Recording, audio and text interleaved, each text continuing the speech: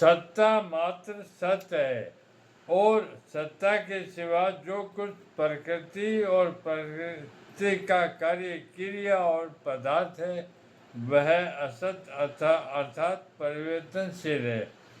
जिन महापुरुषों ने सत्य और असत दोनों का तत्व देखा है अर्थात जिनको सत्ता मात्र में अपनी स्वसिद्ध स्थिति का अनुभव हो गया है उनकी दृष्टि अनुभव में असत की सत्ता विद्यमान है ही नहीं और सत्य का भाव विद्वान है ही नहीं अर्थात सत्ता मात्र सत्य तत्व के सिवा कुछ भी नहीं है। भगवान ने 14-15 श्लोक में शरीर की अनित्यता का वर्णन किया था। उसको यहाँ नास्तो विद्यते भाव पदों से कहा है और 12वें-13वें श्लोक में शरीर की नित्यता का वर्णन किया था। उसको यहाँ नाभाव वित्त सत पदों से कहा है। इन 16 अक्षरों में संपूर्ण वेदों पुराणों शास्त्रों का तात्पर्य भरा हुआ है।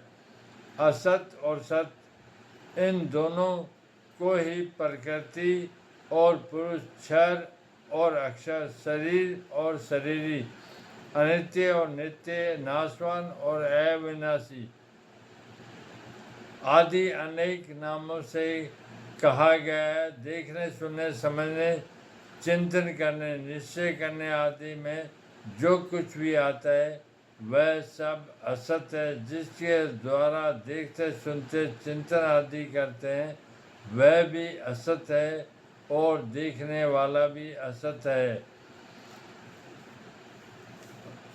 यद्यपि इन तीनों धातुओं का मूल अर्थ एक सत्ता ही है तथापि सूक्ष्म रूप से तीनों अपना स्वतंत्र अर्थ भी रखते हैं। जैसे धातु का अर्थ उत्पत्ति है, धातु का अर्थ सत्ता होनापन है और विद धातु का अर्थ विद्यमानता वर्तमान की सत्ता है। असत भाव ने विद्यते अर्थात असत की सत्ता विद्यमान नहीं है प्रत्युत असत का अभाव ही विद्यमान है क्योंकि इसका निरंतर अभाव परिवर्तन होता ही रहता है। असत वर्तमान नहीं है, असत उपस्थित नहीं है, असत प्राप्त नहीं है, असत मिला हुआ नहीं है, असत मौजूद नहीं है, असत कायम नहीं है। जो वस्तु उत्पन्न होती है उसका नाश अवश्य होता है, यह नियम है। असत तो उत्पन्न होता है और ये सारा संसार असत है। जो उत्पन्न होता है उसका नाश अवश्य होता है, यह नियम है। उत्पन्न होते तत्काल उस वस्तु का नाश शुरू हो जाता है। उसका नाश इतनी तेजी से होता है कि उसको दो बार कोई देख ही नहीं सकता अर्थात उसको एक बार देखने पर फिर दोबारा उसी स्थिति में नहीं देखा जा सकता। यह सिद्धांत है कि जिस वस्तु का किसी भी क्षण अभाव है उसका सदा अभाव ही है। अतः संसार का सदा अभाव ही है। संसार को कितनी ही सत्ता दे, कितना ही महत्व दे, पर वास्तव में वह विद्वान है ही नहीं। असत प्राप्त है ही नहीं, कभी प्राप्त हुआ ही नहीं, कभी प्राप्त होगा ही नहीं। असत का प्राप्त होना संभव ही नहीं है। अर्थात सत का भाव विद्यमान नहीं है प्रत्युत सत का भाव ही विद्यमान है क्योंकि इसका कभी अभाव परिवर्तन होता ही नहीं। जिसका अभाव हो जाए उसको सत कहते ही नहीं। सत की सत्ता निरंतर विद्यमान है, सत निरंतर वर्तमान है, सत निरंतर उपस्थित है, सत निरंतर प्राप्त है, सत निरंतर मिला हुआ है, सत निरंतर मौजूद है, सत निरंतर कायम है। किसी भी देश काल वस्तु व्यक्ति क्रिया घटना परिस्थिति अवस्था आदि में सत्य का अभाव नहीं होता, कारण कि देश काल वस्तु आदि जो असत अभाव रूप अर्थात निरंतर परिवर्तनशील है, वह सत्य सदा जो का त्यों रहता है, उसमें कभी किंचित मात्र भी कोई परिवर्तन नहीं होता, कोई कमी नहीं आती। अतः सत्य का सदा ही भाव है। परमात्मा तत्व को कितना ही अस्वीकार करें, उसकी कितनी ही उपेक्षा करें, उससे कितना ही विमुख हो जाएं, उसका कितना ही तिरस्कार करें, उसका कितनी ही युक्तियों से खंडन करें, पर वास्तव में उसका भाव विद्वान है ही नहीं। सत्य का भाव होना संभव ही नहीं। सत्य का भाव कभी कोई कर सकता ही नहीं। तत्वदर्शी महापुरुषों ने सत्य तत्व को उत्पन्न नहीं किया, प्रत्युत देखा है अर्थात अनुभव किया है।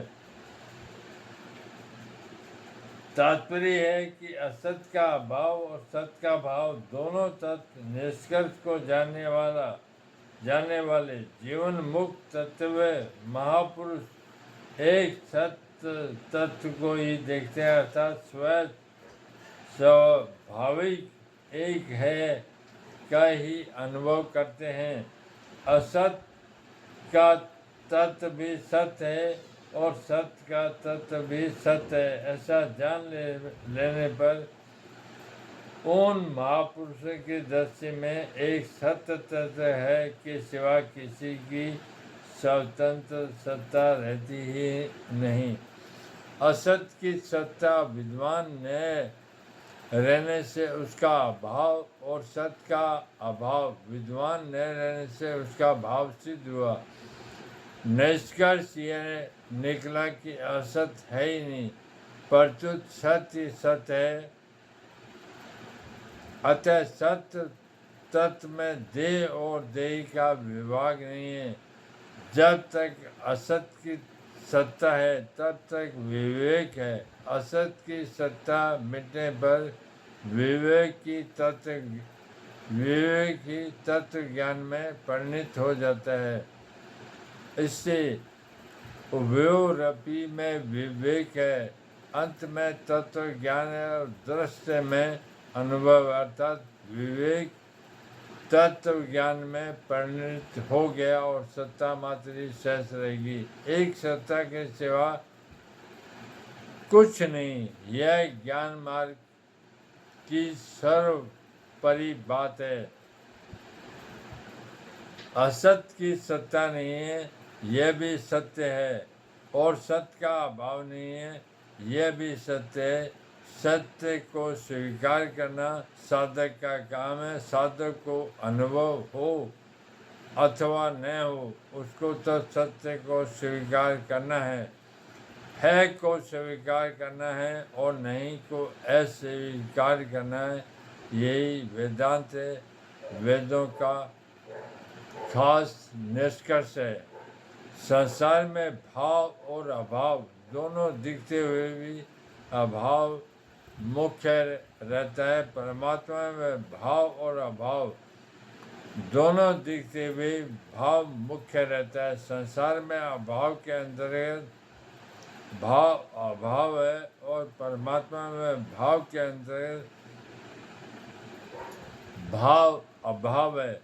दूसरे शब्दों में संसार में नित्य वियोग के अंतर्गत संयोग और योग है और परमात्मा में नित्य योग के अंतर्गत योग वियोग मिलन विलय। अतः संसार में अभाव ही रहा है और परमात्मा में भाव ही रहा है।